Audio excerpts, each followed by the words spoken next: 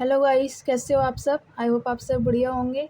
तो आज हम पढ़ेंगे एनसीईआरटी क्लास 11 बिजनेस स्टडीज़ का चैप्टर 13 यानी 13 बीमा। आज हम पढ़ेंगे इस वीडियो में कि बीमा क्या होता है, यानी उसका इंट्रोडक्शन पढ़ेंगे, उसका परिचय। ठीक है। तो हम इससे पहले पढ़ चुके हैं कि व्यावसायिक सेवाएं क्या होती हैं और वो किस तरह की होती हैं, वो कितने प्रकार की होती है, जिसमें हमने बैंकिंग के बारे में पढ़ चुके हैं पहले। आज हम पढ़ेंगे बीमा के बारे में। तो जिसने अभी तक वीडियो नहीं देखी है मेरी इससे पहले की, वो जाके देख सकता है, लिंक आपको डिस्क्रिप्शन बॉक्स में मिल जाएगा। ठीक है। तो हम शुरू करते हैं। बीमा क्या होता है। देखो, इंसान हो या कोई चीज़ हो, उसका ये जीवन तय नहीं होता है कि वो कब ख़त्म हो सकता है या फिर कब कब तक वो जिएगा, है ना। ठीक है। यानी मान लो कोई इंसान है या फिर हम लोग हैं, कब तक हम जी सकते हैं। वैसे तो 100 साल 80 साल होता है, लेकिन ज़रूरी नहीं है कि हम इतनी साल ही जिएँ। कभी भी हमारी मृत्यु हो सकती है, कभी भी कोई दुर्घटना घट सकती है। और जो वस्तुएँ होती हैं, चीज़ें होती हैं, वो भी कभी मान लो जैसे गाड़ी वगैरह है, फर्नीचर है, फिर हमारे पास बहुत सारा माल है, हम बिज़नेस करते हैं, तो मान लो अचानक से कुछ भी हो सकता है उसको भी। मान लो आग लग जाए या फिर चोरी हो जाए, तो इन सभी नुकसानों से कैसे बच सकते हैं हम। तो एक बीमा कंपनी है, यानी एक बीमा है नाम की सेवा है ये, कि हमें सेवाएं देता है कि इंसान की फ्यूचर में अगर कुछ हो जाता है या फिर वो मर जाता है या फिर जो माल है उसके पास उसको कुछ हो जाता है, तो उससे होने वाली हानि, उससे होने वाले नुकसान को ये भरते हैं, लेकिन बदले में हमसे कुछ निश्चित रूप से यानी कुछ लिमिट में पैसे लेते हैं। ठीक है। तो पढ़ते हैं क्या होता है बीमा। बीमा का अभिप्राय एक ऐसे अनुबंध से है जिसमें एक पक्षकार किसी दूसरे पक्षकार से एक निश्चित शुल्क लेकर उसके जोखिम का उत्तरदायित्व अपने ऊपर ले लेता है। तो अनुबंध मतलब होता है एग्रीमेंट करना यानी कॉन्ट्रैक्ट करना। ठीक है। तो बीमा एक का अभिप्राय एक ऐसे कॉन्ट्रैक्ट यानी एग्रीमेंट से है जिसमें दो पक्षकार होते हैं। पहला होता है बीमा करने वाला यानी बीमा कंपनी, और दूसरा होता है बीमा करवाने वाला यानी हम लोग, ठीक है, जनता। एक निश्चित शुल्क लेकर, जो बीमा कंपनी है वो बीमा करवाने वाले से एक निश्चित शुल्क निश्चित मतलब एक लिमिट में, ठीक है, उसके जोखिम का उत्तरदायित्व अपने ऊपर ले लेता है।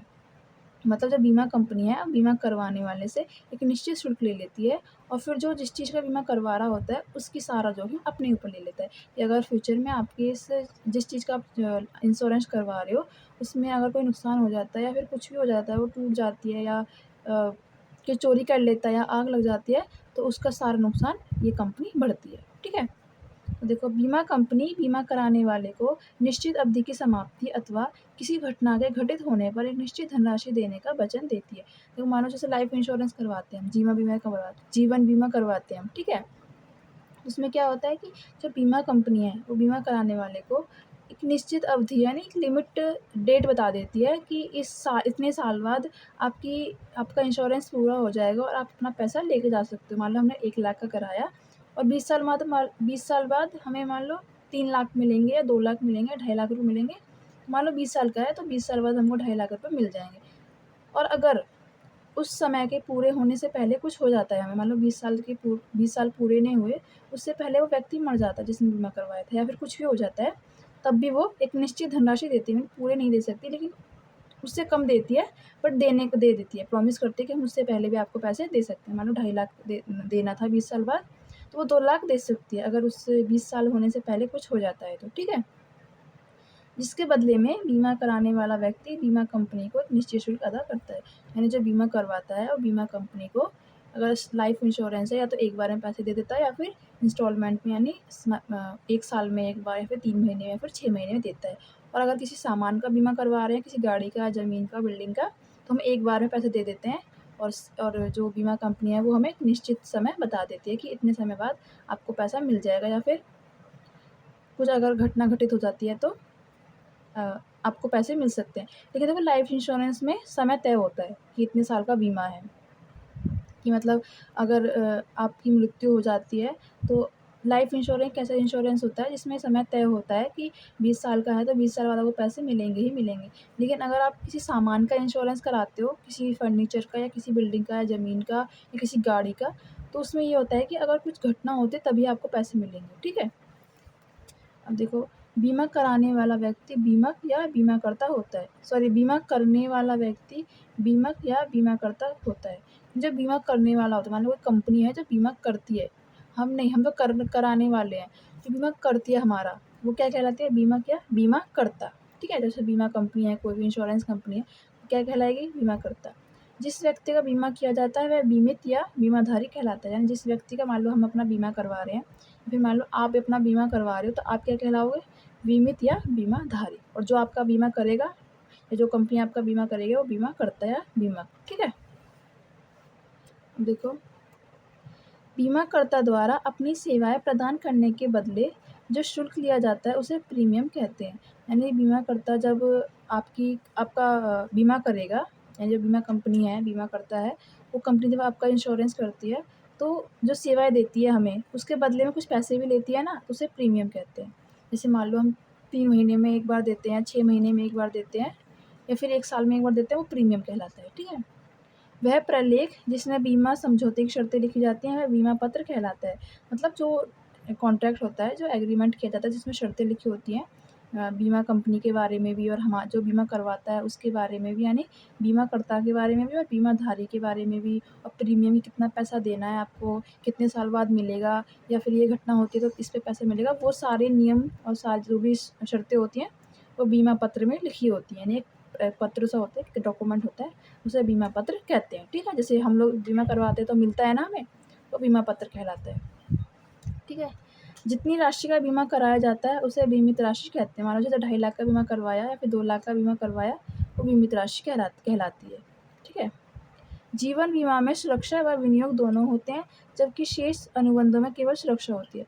इसका मतलब ये है कि जब जीवन बीमा करवाते हैं, सुरक्षा तो होती ही होती है कि अगर मान लो उस व्यक्ति की मृत्यु हो जाती है या फिर साल पूरे हो जाते हैं तो सुरक्षा यानी पैसा मिलेगा ही मिलेगा, कन्फर्म होता है। विनियोग का मतलब इन्वेस्टमेंट, कि मतलब इन्वेस्टमेंट देता रहता है, ये पैसे देता है ना, इन्वेस्टमेंट होती है कि आपको पैसा मिलेगा ही मिलेगा, ये कन्फर्म होता है। भले ही इंसान जिंदा रहे या फिर वो मर जाए, उसे पैसा मिलता ही मिलता है, इसलिए बोलते हैं सुरक्षा व विनियोग दोनों होते हैं।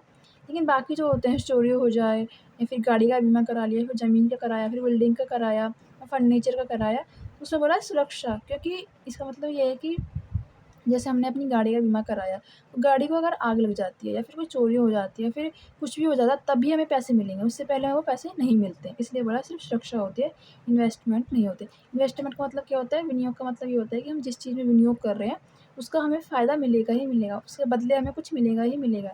लेकिन इसमें नहीं होता है कि आपने जो पैसा दिए वो आपको मिलेगा ही मिलेगा। ज़रूरी नहीं है, वो आपको पैसा तब मिलेगा जब आपने जो गाड़ी का इंश्योरेंस कराया हुआ है अगर उसको कुछ नुकसान होता है तो। ठीक है, लेकिन जीवन बीमा में ऐसा नहीं होता है। देखो, जो हमने ये भी पढ़े हैं नाम कि बीमाकर्ता, बीमित यानी बीमाधारी, प्रीमियम, बीमा पत्र, बीमित राशि, ये क्या होते हैं, हम एक एग्जांपल से समझते हैं। ठीक है, मान लो एक व्यक्ति है, मिस्टर ए नाम का एक व्यक्ति है। ठीक है,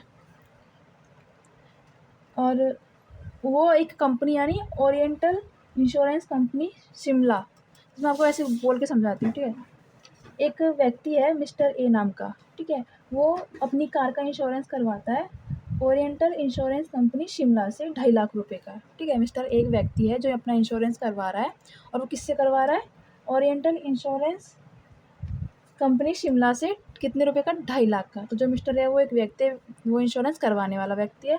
जो ओरिएंटल इंश्योरेंस कंपनी शिमला है वो एक कंपनी का नाम है जो इंश्योरेंस करती है, और 2.5 लाख का यानी वो 2.5 लाख का अपना इंश्योरेंस करवा रहा है। ठीक है, जो बीमा की वार्षिक प्रीमियम है वो 3,000 रुपये, यानी जो बीमा करवाने वाला व्यक्ति है वो हर साल में 3,000 रुपये जमा कराएगा। बीमा करवाने के कुछ दिन बाद ही एक दुर्घटना में कार क्षतिग्रस्त हो जाती है। मान लीजिए जिसने बीमा करवाया था मिस्टर ए ने, उसकी गाड़ी ख़राब हो जाती है या फिर कुछ भी टूट फूट जाता है, या मान लो कुछ भी हो जाता है, उसकी गाड़ी ख़राब हो जाती है, मतलब कार को ठीक करवाने में उसको 15,000 का खर्चा लगता है, 15,000 रुपये से खर्च हो जाते हैं। इस खर्चे का भुगतान बीमा कंपनी के द्वारा किया जाएगा। जो खर्चा आया 15,000 वो बीमा कंपनी देगी, अगर ये व्यक्ति उस कंपनी में जाकर बताएगा कि मेरी गाड़ी इस तरह ख़राब हो चुकी है और 15,000 रुपये उसमें खर्चा आए हैं, तो बीमा कंपनी इसका 15,000 का खर्चा देगी। ठीक है, तो देखो इस उदाहरण में क्या आया था, एक तो आया था ओरिएंटल इंश्योरेंस कंपनी, तो वो कंपनी क्या है, जो बीमा करवाती है, यानी जो बीमा करती है लोगों का, जो कंपनी है इंश्योरेंस कंपनी है वो लोगों का बीमा करती है, जनता का बीमा करती है, वो क्या कहलाएगा, बीमा करता या बीमक, कि वो ओरिएंटल इंश्योरेंस कंपनी शिमला में है जो, वो बीमा करता या बीमक कहलाएगा क्योंकि वो इंश्योरेंस कंपनी है। ठीक है, और जो मिस्टर ए है, व्यक्ति है जिसने अपना बीमा करवाया अपनी गाड़ी का, वो क्या कहलाएगा, बीमित या बीमाधारी। ठीक है, और उसने 2.5 लाख रुपए का बीमा करवाया है अपनी गाड़ी का, तो क्या कहलाएगा, बीमित राशि। टोटल जो राशि होती है, टोटल जो पैसे जितने का बीमा होता है वो बीमित राशि 2.5 लाख रुपए करवाया है। और जो 3,000 रुपये वो हर साल में जमा कराएगा इस कंपनी में, वो क्या कहलाएगी, प्रीमियम। ठीक है, और जो उनके बीच में जो भी डॉक्यूमेंट दिया होगा, जो भी हुआ होगा कि मतलब जो बीमाकर्ता कंपनी है उसने इंश्योरेंस करने के बाद लास्ट में एक पेज दिया होगा सब कुछ, जिस पे सब सारी नियम, सारी शर्तें, उसका नाम, कंपनी का नाम, उस व्यक्ति का नाम जो करवा रहा है, किस चीज़ का बीमा करवा रहा है, वो सब लिखा होगा। वो क्या कहलाएगा? बीमा पत्र। ठीक है? आई होप आपको समझ आ गया होगा कि बीमा क्या होता है। अब हम पढ़ेंगे बीमा की विशेषताएँ, कि हमने ये तो पढ़ लिया कि बीमा क्या होता है, इसका अर्थ पढ़ लिया। अब हम पढ़ेंगे इसकी विशेषताएँ। ठीक है? पहला है कि 2 पक्षकार। हमने पढ़ा था ना कि इसमें 2 पक्षकार होते हैं, यानी इसमें 2 लोग होते हैं। बीमा के अनुबंध में 2 पक्षकार होते हैं, एक होता है बीमाकर्ता और दूसरा होता है बीमाधारी। बीमाकर्ता क्या होता है? यानी जो बीमा कंपनी है, जो हमारा बीमा कर रही है। दूसरा बीमाधारी, यानी जो बीमा करवा रहा है। यानी बीमाधारी मतलब हम लोग हो सकते हैं, जो साधारण लोग होते हैं, जो अपना बीमा करवाते हैं। और बीमाकर्ता जो कंपनी जिससे हम अपना बीमा करवा रहे हैं, इसलिए बोला है 2 पक्षकार, यानी 2 लोग होते हैं। दूसरा है पूर्ण सद्भावना पर आधारित, यानी सद्भावना मतलब विश्वास पर होता है, कि दोनों में विश्वास होना चाहिए, करने वाले में भी और करवाने वाले में, कि विश्वास होना चाहिए। बीमाधारी बीमे से संबंधित सभी महत्वपूर्ण तथ्यों की सूचना स्वयं ही बीमा कंपनी को दे देगा। यानी इसमें विश्वास होना चाहिए कि जो बीमा करवा रहा है व्यक्ति, उस बीमा कंपनी को अपने बारे में सारी महत्वपूर्ण बातें बताए, कुछ छुपाए ना। ठीक है? तभी तो अच्छे से बीमा हो पाएगा ना, तभी तो कंपनी कुछ जान पाएगी। मान लो उसको कुछ पता ही नहीं है उसके बारे में, कुछ ऐसी बात पता नहीं है, अचानक से हो जाए, फिर वो तो डाँट जाएगी ना, कंपनी पैसे नहीं देगी, क्योंकि उसने वो बोल देगी कि आपने हमें बताया ही नहीं था। इसलिए विश्वास होना चाहिए। जैसे मान लो एक बीमाधारी व्यक्ति है, मतलब बीमा करवाने वाला व्यक्ति है, किसी रोग से पीड़ित है, कोई बीमारी है उसको बहुत, तो वह यह जानकारी स्वयं ही बीमा कंपनी को देगा। तो मतलब उसने मान लो लाइफ इंश्योरेंस करवाया है किसी 20 साल का, उसको कुछ बहुत तगड़ी बीमारी, कुछ बहुत मतलब एक ऐसी बीमारी है, वो कभी भी मर सकता है। मान लो वो अगले साल ही मर जाए, तो ये बात उसको कंपनी को बतानी होगी कि मुझे बीमारी है, ताकि वो अगर कभी मर जाए तो पैसे दे दे उसकी फैमिली को। तो वरना वो बोलेगा नहीं कि आपने बताया ही नहीं था। इस तरह यानी विश्वास होना चाहिए दोनों तरफ, करवाने वाले को भी और बीमा करने वाले को भी। ठीक है? वैसे ही बीमा कंपनी को भी अपनी कंपनी की सारी महत्वपूर्ण बातें उन्हें बतानी होगी, कि इस तरह के नियम होते हैं, इस तरह की शर्तें होती हैं। ठीक है? अब आता है संभावित जोखिम से मुक्ति। इसका मतलब क्या होता है? बीमा एक ऐसी व्यवस्था है जो मानव जीवन व संपत्ति की संभावित जोखिम से मुक्ति प्रदान करती है। इसका मतलब क्या है? कि फ्यूचर में जोखिम होने की संभावना, संभावित जोखिम मतलब होने की संभावना, मतलब ज़रूरी नहीं है कि हो, ये संभावना है कि हो सकता है। तो जोखिम से उससे मुक्ति दिलाती है हमें। मतलब अगर हम इंश्योरेंस करा लेते हैं और फ्यूचर में कुछ नुकसान हो जाता है, तो वो उसका भरपाई हमें देती है। यानी जो नुकसान होता है, जो जोखिम होता है, उससे हमें मुक्ति दिलाती है। तो बीमा एक ऐसी व्यवस्था है जो मानव जीवन यानी लाइफ इंश्योरेंस या फिर किसी संपत्ति यानी किसी सामान की संभावित जोखिम यानी भविष्य में होने वाली कोई भी संभावना, जिससे जो भी नुकसान होगा, जो भी जोखिम होगा, उससे मुक्ति प्रदान करती है, यानी मुक्ति दिलाती है। ठीक है? फोर्थ है संभावित हानि का हस्तांतरण, यानी जो फ्यूचर में मान लो हमारी लाइफ में कुछ भी हो सकता है, कभी भी मर जाए, या फिर जो हमने सामान है, गाड़ी है, कभी भी ख़राब हो जाए, उससे जो भी हानि होगी, जो भी नुकसान होगा, हम अपनी उस सामान की हानि किसी दूसरे के हाथ में सौंप देते हैं। कैसे? बीमा एक ऐसी व्यवस्था है जिसके अंतर्गत संभावित हानि को एक पक्ष के दूसरे पक्ष को हस्तांतरित किया जाता है। मतलब इसका मतलब ये है कि जैसे मान लो मैं अपनी किसी गाड़ी का इंश्योरेंस करवाती हूँ, तो जो उस गाड़ी से जो भी नुकसान होने वाला है, अगर मैं बीमा नहीं करवाती हूँ, तो उसका सारा नुकसान मुझे झेलना पड़ेगा, क्योंकि मुझे उसे ठीक कराना होगा, या फिर मुझे इसे फेंकना ही पड़ेगा। लेकिन मुझे वो है कि हाँ, ये ख़राब हो सकती है, या फिर कुछ भी चोरी हो जाए, तो मैं क्या करती हूँ, जो भी भविष्य में होने वाली हानियाँ हैं, तो मैं उस गाड़ी का इंश्योरेंस करवा लेती हूँ। जो भी भविष्य में हानियाँ होंगी, मैंने एक तरह से कर दिया ना, कि जो भी हानियाँ होंगी उस गाड़ी को, वो सारी हानियाँ मैंने उस कंपनी को सौंप दी। मतलब हानि का हस्तांतरण कर दिया, यानी उस हानि को मैंने कंपनी को सौंप दी। इसका मतलब क्या हुआ कि अगर अब उस गाड़ी से कोई भी नुकसान होगा, वो ख़राब होगी, जो भी खर्चा आएगा, मुझे वो कंपनी भरपाई करेगी। तो एक तरह से ये हुआ कि संभावित हानि का हस्तांतरण, यानी भविष्य में जो भी हानि हो सकती है, जो भी नुकसान होगा, उसको मैंने किसी दूसरे के हाथ में सौंप दिया, और दूसरा कौन है? बीमा कंपनी है। ठीक है? अब पढ़ेंगे बीमा के विभिन्न प्रकार, यानी जो बीमा है, हम इंट्रोडक्शन पढ़ रहे हैं कि बीमा क्या होता है। तो बीमा में बहुत सारे प्रकार होते हैं ना, बीमा बहुत तरह के होते हैं। जैसे जीवन बीमा होता है, अग्नि बीमा होता है, इसमें और भी आते हैं, चोरी बीमा, सामुद्रिक बीमा, समुद्र में भी कोई नुकसान हो सकता है। तो बीमा कई प्रकार के होते हैं। ठीक है? घटना का घटित होना आवश्यक है। इसका मतलब ये है कि जैसे आप किसी सामान का इंश्योरेंस करवा रहे हो, फर्नीचर वगैरह, किसी गाड़ी का, किसी ज़मीन का, किसी बिल्डिंग का, किसी भी चीज़ का, तो घटना घटित होना ज़रूरी है। अगर आपको पैसे चाहिए तो घटना होना कुछ घटित होना ज़रूरी है। बीमा करवाने वाले का उद्देश्य किसी घटना के घटित होने पर ही पूरा होता है। जैसे लाइफ़ इंश्योरेंस का तो ऐसा कुछ नहीं है। लाइफ़ इंश्योरेंस का आपको 20 साल का इंश्योरेंस करवाया तो आपको 20 साल के बाद पैसे मिलेंगे ही मिलेंगे, ये कन्फर्म होता है। नहीं देता है तो आप केस केस कर सकते हो कोर्ट में, ठीक है? और अगर आप पहले ही मर जाते हो, कुछ हो जाता है, तब भी आपको पैसे मिलेंगे। थोड़े कम मिलते हैं लेकिन पैसे मिलते हैं। लेकिन अगर आप किसी सामान का करवाते हो, जैसे यहाँ लिखा था ना अग्नि बीमा।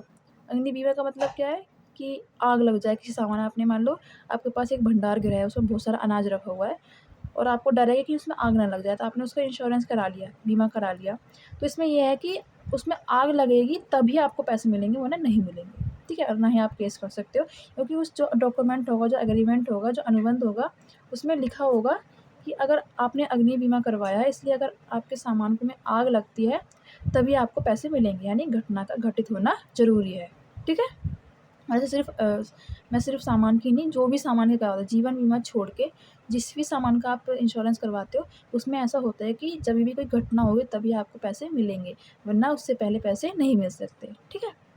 देखो यहाँ पर है सुरक्षा। सुरक्षा मतलब जीवन बीमा में सुरक्षा निहित होती है। देखो इसमें ये भी है कि सुरक्षा निहित होती है और विनियोग भी होता है। बताया था ना, हमने पहले पढ़ा था ना, विनियोग मतलब इन्वेस्टमेंट, कि मतलब जो जीवन बीमा है उसमें सुरक्षा तो होती ही होती है, साथ में विनियोग भी होता है, यानी इन्वेस्टमेंट। सुरक्षा किस लिए कि मतलब हम इंश्योरेंस करवा लिया है तो हमारी फैमिली को सुरक्षा हो जाएगी, और हमारी डेथ हो जाती है, नहीं हम मर जाते हैं तो हमारे बाद उन्हें पैसे मिल जाएंगे ताकि वो अच्छे से जी सकें। विनियोग मतलब कि जो हमने पैसा लगाया है, जो बीमा करवाने में पैसा दिया है, वो हमें मिलेगा ही मिलेगा, यानी उससे थोड़ा ज़्यादा भी मिलेगा। तो मतलब हमें ये चिंता से हम मुक्त रहते हैं, यानी ये हमें कन्फर्म होता है कि पैसा मिलेगा ही मिलेगा, इसलिए बोलते हैं विनियोग।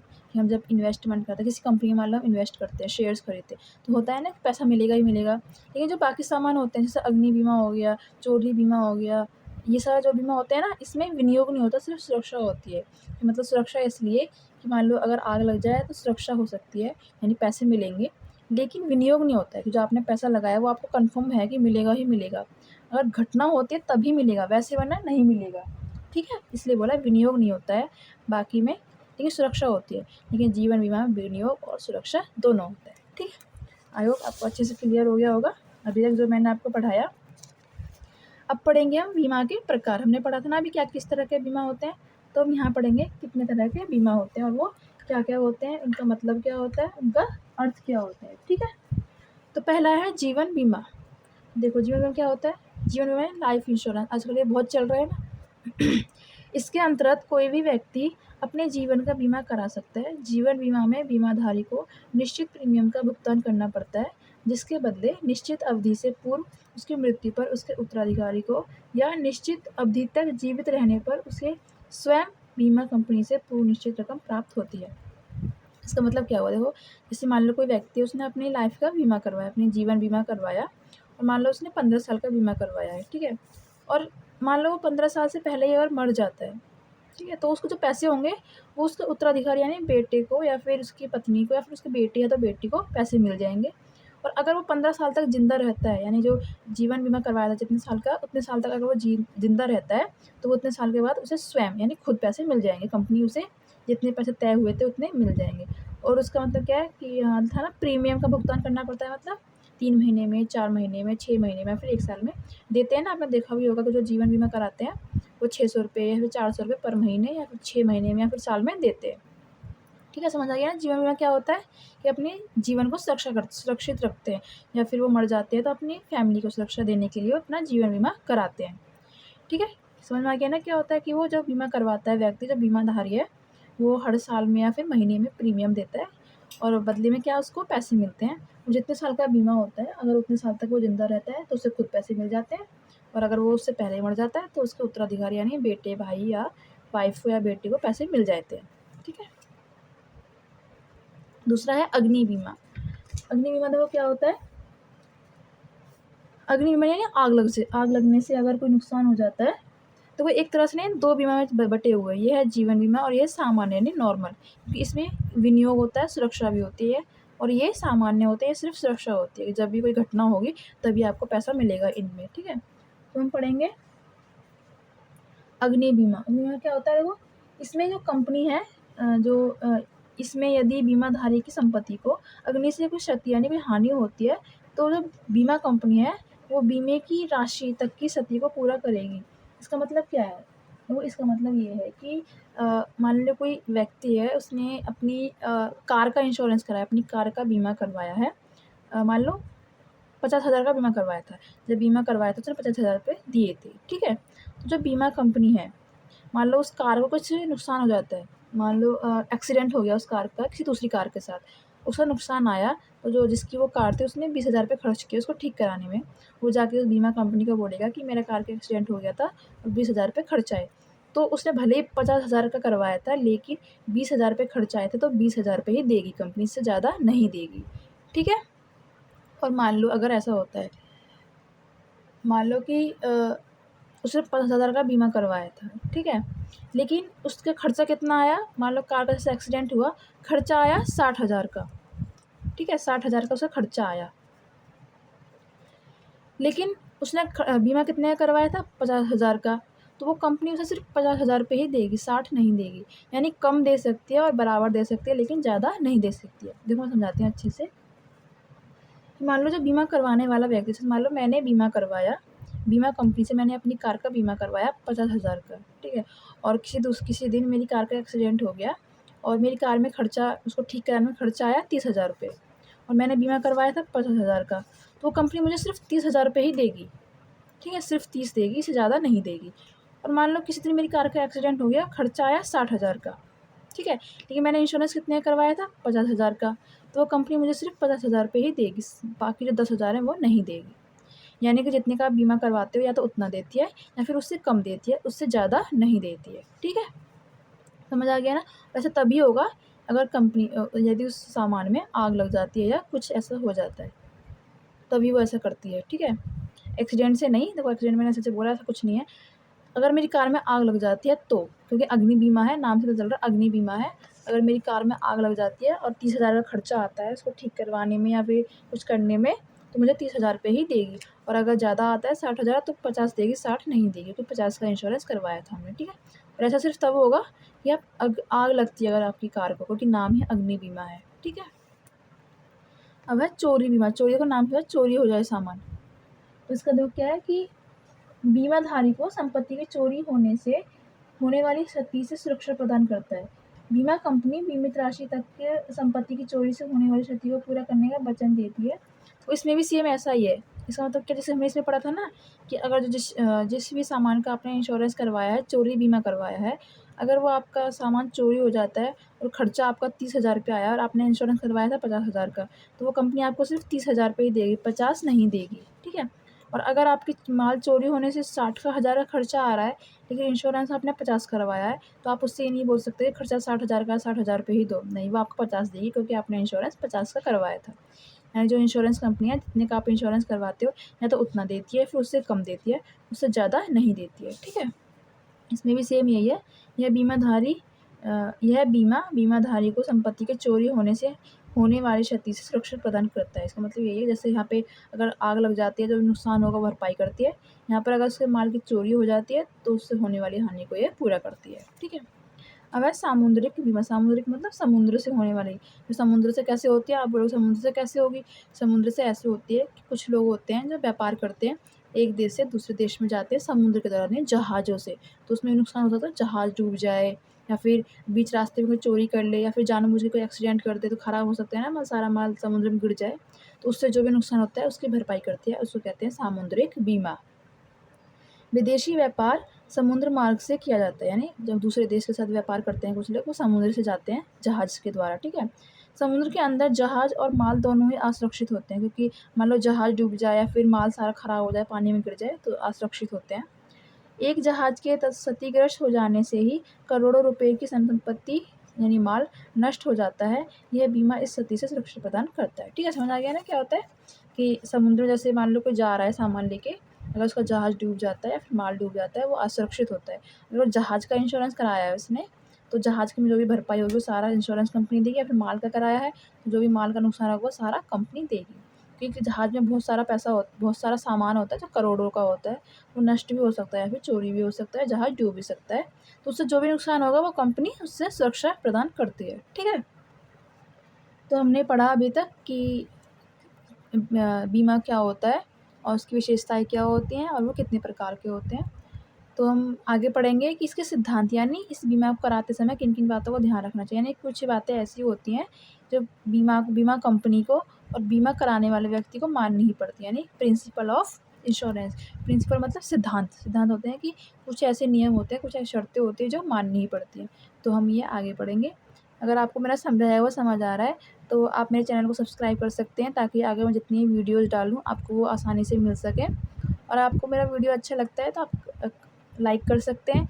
अगर आपको मेरा समझाया हुआ अच्छा लग रहा है, आपको फीडबैक देना है कि आप अच्छा समझाते हो या फिर आगे भी पढ़ा सकते हो, या फिर कुछ है जो नहीं अच्छा पढ़ा पा रही हूँ मैं, तो आप फीडबैक दे सकते हो।